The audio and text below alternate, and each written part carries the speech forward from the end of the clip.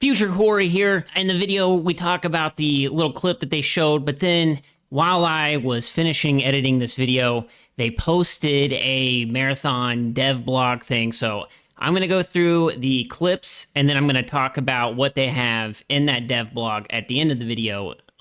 So yeah, I will also have like timestamps down below to break it up and stuff so you guys can click around wherever you want to. Let's get into the video.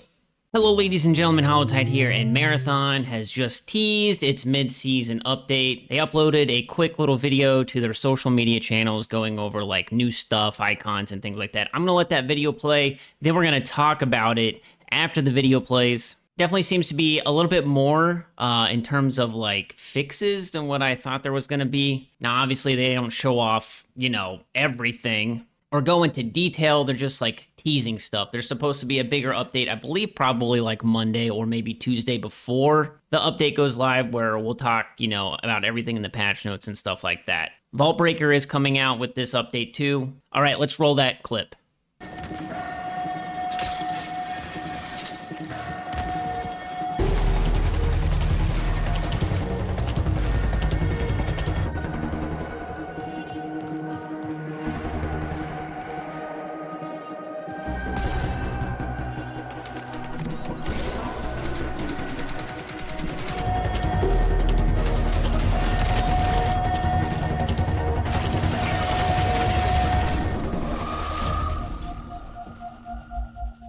All right, in that first clip, they show a thief using her grapple to get up to a vandal, but the thief is holding the waster. They don't shoot or anything. I just assume that this means that the waster is probably getting buff. I didn't really see anything change with thief's grapple or anything like that. And I tried to look at the vandal to see if anything looked different. I didn't notice anything. In the comments down below, if I missed something, make sure you guys put it in there. But off rip, I just think that this is just a tease for the waster, that they're going to buff it. Maybe Thief's grapple has more range? I don't know. It did kind of seem like the grapple went out a little bit further than what I'm used to. But yeah, I just think it's the waster. Next up, we have the nerf to the bubble. You can see how fast the bubble breaks down in this clip. I mean, it's almost immediate. Way faster than what it normally is. I personally think bubble shields hurt more than they help, especially when they have so much health. I think that being able to use the bubble shield as kind of like a get out of jail card, you know, you're getting shot at, you throw the bubble shield down, and it's kind of like blocking their fire so that you can escape or reposition and stuff. I like that more than just like somebody sitting in there reloading and healing and stuff, and you're afraid to push because they have a Mizzy and stuff, even though the Mizzy is going to get nerfed. But I'm a fan of that change. I think it's, you know, better for the game that the bubble shield isn't so... oppressive isn't really the word, but just so dominant. Next up, they show a button where you can hit, you know, R3, which is the joystick on a controller, to equip a free sponsored kit. I think that's just like a quality of life thing. And then it shows new icons. So I'm not sure if that really has anything to do with the sponsored kit, but the icons are getting updated. Obviously, they're going to better reflect what they do so that you're just not going to spend as much time looking at something and then reading, and you're going to immediately know by the icon that you want to equip this or whatever. Even when you're looting, it'll be easier.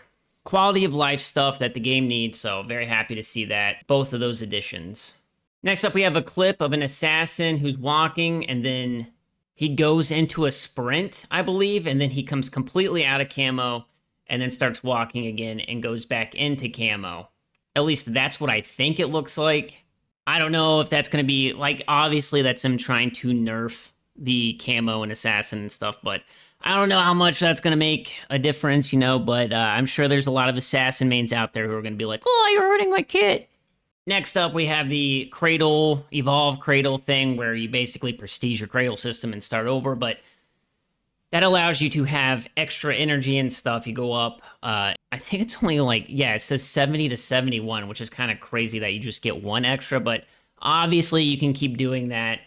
There's going to be cosmetic rewards as well for doing it, so have fun, doing that. I think that's I don't know if that's gonna make people grind more. We'll see what happens. Let me know down below if you're gonna prestige your cradle. Mine's not even maxed out, man. Like I'm at like, I don't know, 50 or 60, so it is what it is.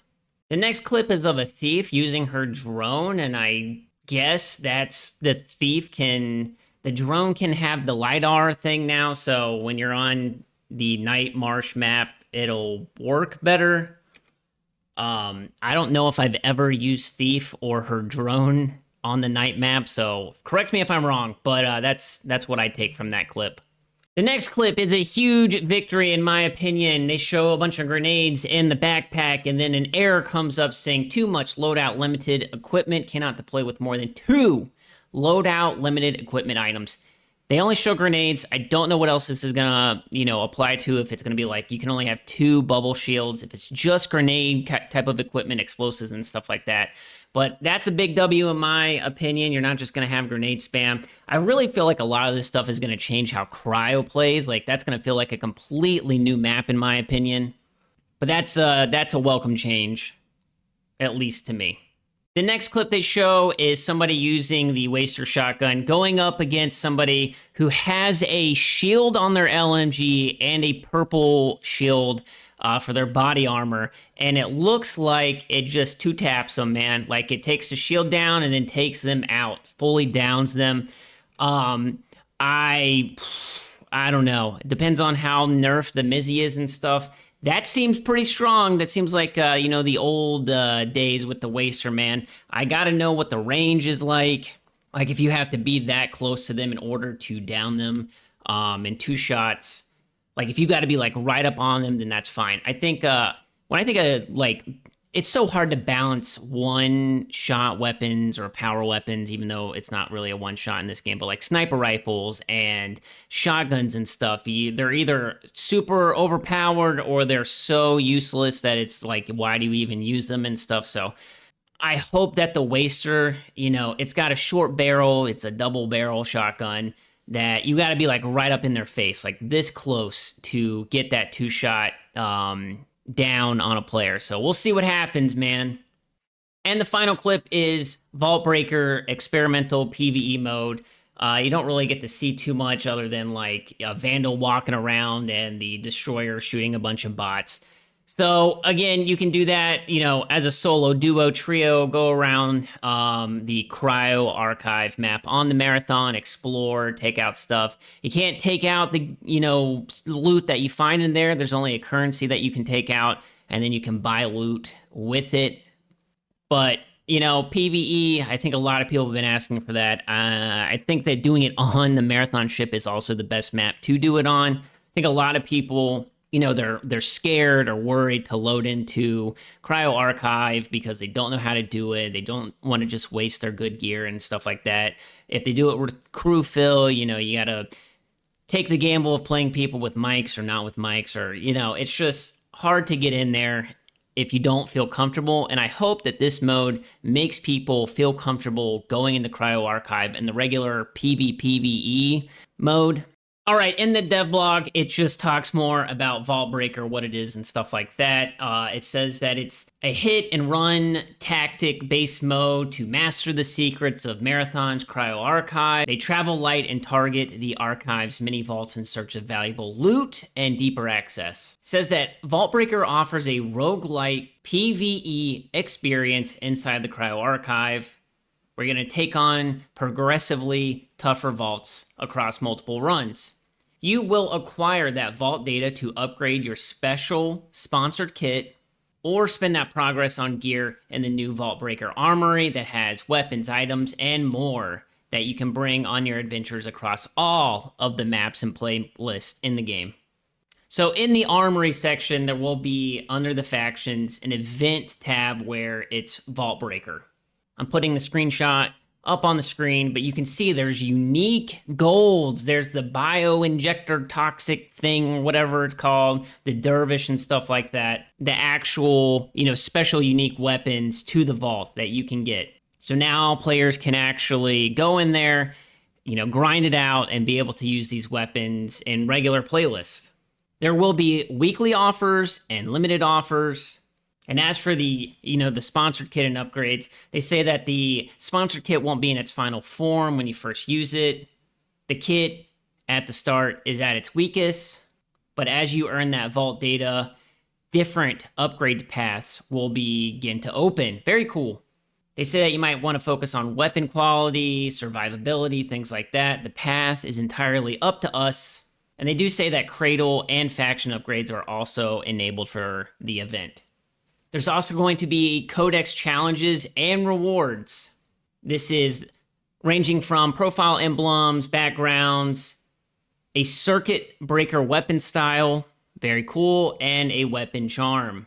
They actually do talk about weapons and equipment in the sandbox, so we're going to go over that as well. The Waster is indeed getting a buff, like I said before in the video, but it's not quite back to its former glory. They increased the damage from 85 to 100, but they reduced the precision bonus on the gun. They increased the spread, reduced aim assist fall off, reduced magnetism fall off, reduced minimum damage percentage at max fall off, and then they give the damage fall off across all tiers, so the 2-hit knockout range with the gray Waster against base shields is 3 meters. I'm putting all that up on the screen for you guys to see. They also said that they're removing all precision damage bonus multipliers from ballistic shotguns. So the Mizraya will also get that change, leaving Circuit Breaker as the only shotgun to receive that precision damage bonus. That's kind of cool. Like I said before in the video, I hope that it would be like very short range for the Waster, and it does seem like the range is extremely limited. They then talk about the D54 battle pistol.